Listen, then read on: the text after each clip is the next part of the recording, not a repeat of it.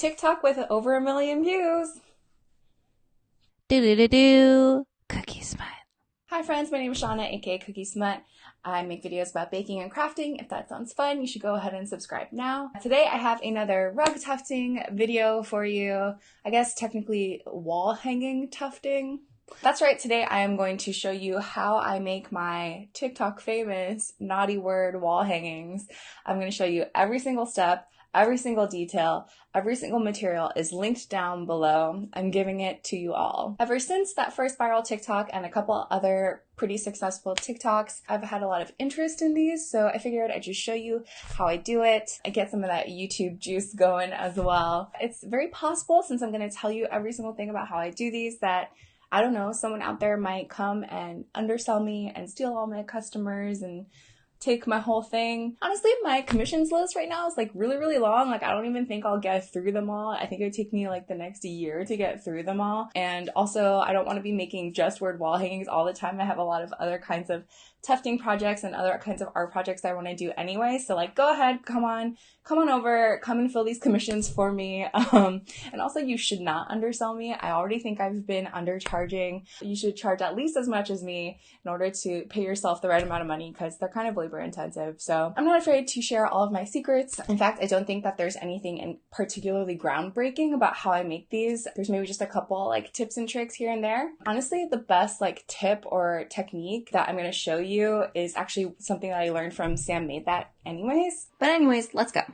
So the first thing I do is open up Illustrator to design my reusable templates that I will use to trace my letters onto my tufting fabric. I start out with this font called the Bold font, which I'll link down below. The font is indeed nice and bold, but I further customize it using offset path to make the letters, especially ones like L, T, and I, even thicker so that they'll be substantial parts of my wall hanging. I'm not going to explain exactly how I do offset path because it might be different for your software. You can just Google that. The only place where I do not use that thicker offset path version of the letter is on any negative spaces or like internal holes, such as in an O, A, B, or R. I'll talk a little bit more about why I leave those negative spaces larger later. I size my templates to about 4.5 inches high, and the width will vary. When I am happy with the way that each of the letters look, I export them as SVGs and I import them into Cricut to cut out with my Cricut machine. Now, it's absolutely not necessary to cut out your templates with a Cricut machine. I just happen to have one, so I might as well have the robot cut it for me and it will be nice and perfect. But you can hand cut your templates. That's totally fine. In fact, you don't need to have templates at all. I just decided to make a physical template so that I will have something that is reusable and it's always going to be exactly the same size, because I am making these now like in production and I want to have consistency across all of my pieces. Now, normally I trace my images onto my tufting fabric using a projector, but each time that you project, the size of the image might be a little bit different based on, how much you zoom in on the image and even, how far away the projector is from your fabric. With this physical template, that physical template is going to be the same exact size every time that I use it. So that's what I stick with. And this is actually a thing that I, once again, learned from Sam Made That. She really is the best. Go check her out. Honestly, you don't have to have any kind of template or even use any kind of font if you don't want to. The first couple ones of these that I made, I actually just completely freehanded them. The font that I am using now is actually just a font that looked the closest to what I freehanded the first couple of times. So do what you want here. Make a template or not. You can use whatever materials that you have on hand. Just paper or old shipping boxes, cereal boxes are good. The only thing I would say to watch out for is if you are going to go with a really wispy font with little like delicate curly cues, that they might not hang against the wall like perfectly flat, so just keep that in mind. On letters that are not symmetrical, I write bad on the front side in big bold Sharpie to help remind me to trace them mirrored, because as we know, when tufting, we tuft from the back, so if you do something that is not symmetrical, it has to be mirrored. Now, when I'm tracing, if I see the word bad, then I know that my template is backwards and I flip it around. Then we tuft. There's not really anything different about tufting these letters compared to anything else. The only thing I'll point out is that when you trace your template, your pen line isn't exactly on the edge of the shape. It's offset a bit due to the width of the pen. Therefore, the traced letter is thicker than your template. When I'm tufting, I'll usually go ahead and follow that line for the outer edges of the letters, giving me an even bigger letter. The only exception is in those negative spaces. By that I mean the inner holes in like A, B, and R, and also any concave bits like the spaces between the legs of an E, F, and U, and also in the angular cutouts of M, N, K, W, like that. In all of these negative spaces, I try and tuft well inside of the line. I want to try and keep those negative spaces nice and large because that will make the letters more readable later. Other than that, it's just normal tufting. I use 100 gram skeins of worsted weight yarn and I use 2 strands at a time, and each 100 gram skein usually lasts me about 5 letters. I do think I tuft a little bit densely, but that's roughly how much I use for these 5-inch high letters. And of course, if you do not have a tufting gun, you can always do this by hand with a punch needle. For gluing these, I have tried both AAT 1132 and Roberts 3095. If, like me, you are going to hang these vertically where the higher letters are holding the weight of the lower letters, then I highly recommend using the AAT 1132 and not using the Roberts 3095. The AA 1132 results in a much stiffer, sturdier letter, and the Roberts 3095 is just a little too flexible, a little too soft. The same letters supporting the same amount of weight will twist and turn and warp with the Roberts 3095, but they will stay stiff and firm with the AAT 1132. If all you have is Roberts 3095 and you do want to do this vertical weight-bearing style, you can reinforce it with some methods that I'll talk about later. Also, you'll see I'm using a gloved hand to spread the glue, thinking that would give me better control for these small intricate shapes. But in subsequent batches, I discovered that this small spatula thing actually gave me a cleaner result. Turns out anytime I'm reaching my hand, gloved or not, into a tub of glue, it's not the best idea. After that initial glue has dried, then I cut out the letters, trim them down to have about 3/4 of an inch to an inch of fabric left around the border. Then I cut out notches at all of the corners and clip any curves, getting ready to fold those raw edges back and glue them down onto the back of each tufted piece. To glue down this excess, I use spray Gorilla Glue. It's not the cleanest process, but it is the fastest. Wanting to speed up this step is why I tried that Roberts 3095 glue in the first place. Yet again, from one of Sam Made That's videos, I saw that she likes Roberts 3095 because it remains tacky for longer, and so you can do this folding over of raw edges without adding any additional glue, which saves on both glue and time. But I felt that trade-off in sturdiness that I mentioned earlier was just not worth it for this project specifically. But again, if you are going to hang your letters differently so that they're not supporting each other's weight, then perhaps this Roberts 3095 will in fact work well for you as a time saver. The other thing is that it's also really stinky. But anyway, some other glues that I have tried for this step of folding over the raw edges is hot glue, but spray Gorilla Glue is just a whole bunch faster than that. So I open a window and I put on a mask, and then I bring out my gluing box. I take each letter at a time and I place it on top of half of an old toilet paper roll to keep them up off the bottom of the box and off of any glue residue.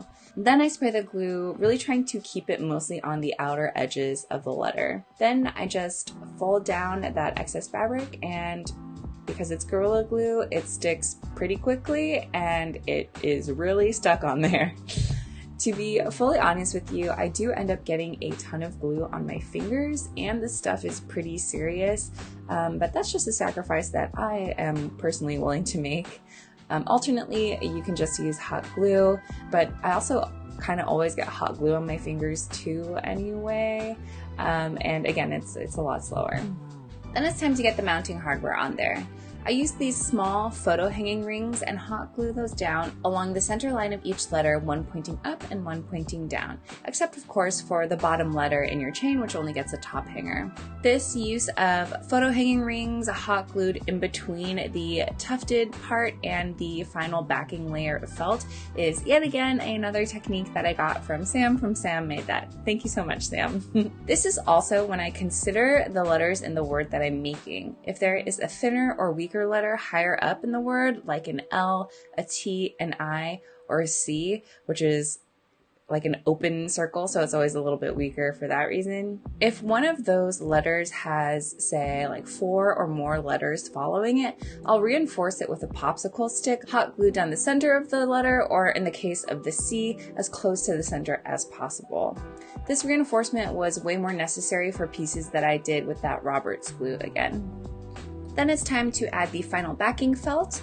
I add a string of hot glue down one edge of my letter, getting as close to the edge as possible. Then I just plop it down onto my backing felt, then rough cut the letter out.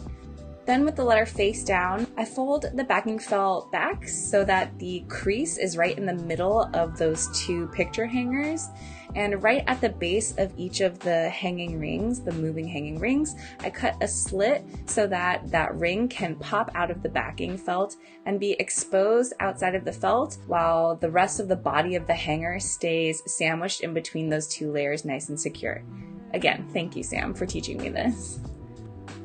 Then I continue gluing the felt down. I do have a bit of a method to how I glue, so I always glue from side to side, like left and right. I will make sure that I get a string of glue as close as possible to the outer edges of the letter, and also put vertical stripes every ½ inch or so. When I get to where the hangers are, I first flip the hangers so that they're pointing outwards and they're out of the way. Then I put a vertical line of glue in between the two hangers and tack the felt down. Then I poke the hangers through their little slits and point them inwards so they're again out of the way, while I glue down the very last top and bottom flaps of felt and seal them in. Then I carry on with the rest of my horizontal side to side gluing with those vertical stripes.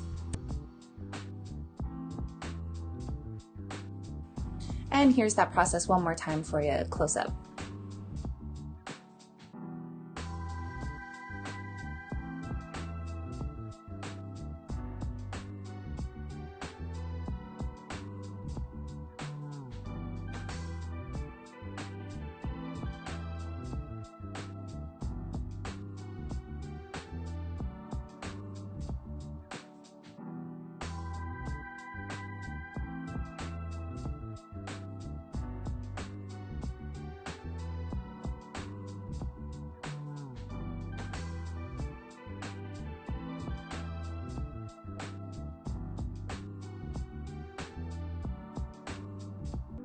Then I trim away all of the excess felt, just cutting as close to that glue line as possible.